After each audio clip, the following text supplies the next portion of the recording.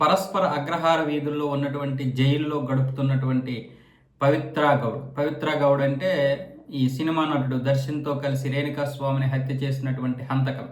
ఆవిడ మొన్న జడ్జి గారు ఏదైతే ఒక తీర్పు ఇవ్వాలో ఆ తీర్పుకి కొంతమంది హాజరయ్యారు. మొత్తం 16 మంది 17 మంది హాజరయ్యారు. అంటే ఈ కేసులో భాగస్వామ్యంగా ఉన్నటువంటి వారు. ఈవిడ మాత్రం చాలా హుందాగా చాలా ఆలస్యంగా ఆ యొక్క కోర్టుకి రావడం జరిగింది.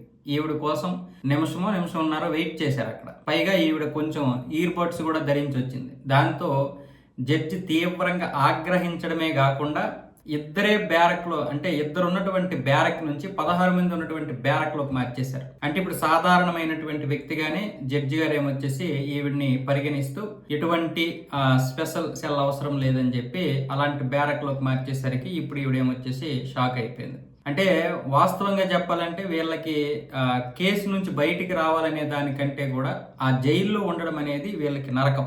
ఆ నరకంతో ఒకటి మమ్మల్ని బయటికి రప్పించండి, లేదంటే పూర్తిగా ఇక్కడే ఉరి సెక్స్ వేసి చంపేయండి, కానీ మేము ఈ నరకం భరించలేకపోతున్నాం అన్న విధంగా అటు దర్శను ఇటు పవిత్ర గౌడ్ ఇద్దరు కూడా చాలా వరకు ఒక ఫ్రస్ట్రేషన్ చూపించారు. అది జడ్జి ముందు కూడా చూపించారు, మొన్న కూడా చూపించారు. ఇంతకు ఎప్పుడు వాయిదా వచ్చినా వీళ్ళని జైలు నుండి తీసుకొచ్చి జడ్జి గారి ముందు పెడుతుంటే అదే విధంగా మమ్మల్ని చంపేయండి, లేదనుకుంటే విడుదల చేయండి. ఒక వ్యక్తిని అత్యంత దారుణంగా చంపేశారు.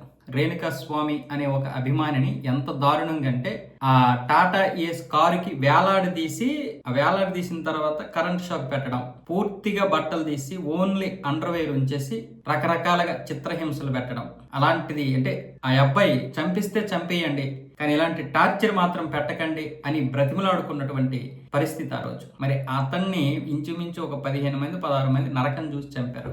మళ్ళీ చివరగా ఆ యొక్క బాడీని మాయం చేయడానికి కూడా రకరకాల ప్లాన్లు వేశారు.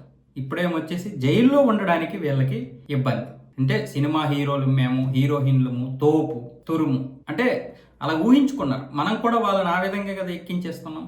మీదన ఎక్కించుకోవడం వల్ల ఆ విధమైనటువంటి మనస్తత్వం కలిగినటువంటి వారు వీళ్ళు.